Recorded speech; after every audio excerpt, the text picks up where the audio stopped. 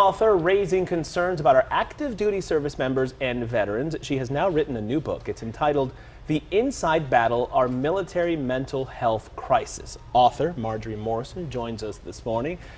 This is a hot button topic, to say the least. Good morning, first of all. Good morning. Let's talk about, you're a licensed psychotherapist. You worked as a military life consultant. So explain what that is, first of all, and your background before you actually decided to write this book. Great. Thanks for having me. Sure.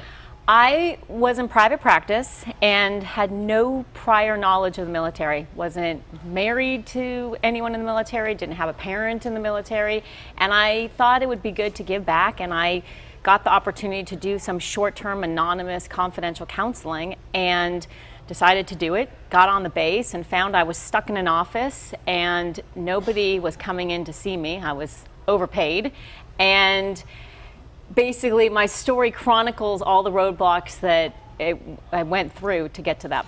Roadblocks, and to the point where you called it a broken system, really. What did you observe, and what were the main problems to getting the folks who needed the help, that proper help from people like you? Well, it's a really good question, and I think one that really needs to be examined. There's a lot of money and there's a lot of programming to help military mental health, and there's a lot of military that have need, and there's a real disconnect in the middle. And part of it is that there's still a big stigma to get help, but also we expect people to come get help, and a lot of people won't do that. It goes against the grain. They still think that they should be tough and they should be strong. And what ended up happening at MCRD, once we went through a lot of roadblocks, is some great Marine Corps leadership stepped up and said, let's bring mandatory services to the military. Make it happen, have them routinely, individually come in and meet with you. Is that now standard procedure? No. Is that something that's been changed? Why not? You know, because it should be, in your opinion. Absolutely, and in the Marines' opinion too. I mean, they write about it, and my book tells all about how much they want it. It's a slow process. Change is slow. It's just how we view mental health. It's a very reactive model. We don't do it till we need it. We hear so much about post-traumatic stress disorder for military members who come back for more. Why is the problem so bad? You can assume all you want, but from your point of view, from an expert's point of view, why is the problem so bad in readjusting to normal life, civilian life, if you will? I mean, I think what they experience is so difficult, and I don't even want to pretend that I can understand it. I mean, I've heard so many stories, but it's truly remarkable what they do when they go and they are out there protecting our freedom, and they see things and do things that we can't even relate to. And I don't feel that they're properly trained to have the emotional resiliency, emotional intelligence on the front end.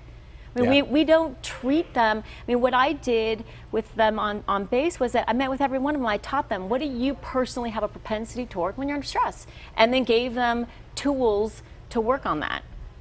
It's fascinating, really, and the book is a fascinating read as well. I wanted to touch more on the fact that you mentioned that they're just so uncomfortable asking for help. It's almost, for lack of a better term, is it a certain type of tough guy mentality, the machismo, if you will. How do we get them to actually say, you know what, I need some help? Because it seems that's the biggest roadblock of all. Yeah, it's a great question. And when you make it proactive and everyone does it, they never have to do that. They automatically get it. They have the resources there, and there is no worrying about how do we get them to ask for help, who's going to ask, who's not. They're all doing it, and they're from top down. You're saying it's a slow process, slow progress to make this happen, but can it happen? Is there something when... Absolutely. How? Well, it's going to take a lot of effort and cultural change. It's going to take... Within the military. Within the military, and really within the regular civilian population demanding more services. If you think about, we go get physicals when we're healthy, it's the same concept. So I think it absolutely can happen. It is happening. It's just a slow process. And the battle, the inside battle, our military mental health crisis, this book just came out. It's already getting great reviews from really top to bottom. It's a great read, so check it out if you can. Well, Marjorie, thank you so much. Nice job with this, by the way. Thank you much. Stopping by. Thanks for having me. All right, let's get you over to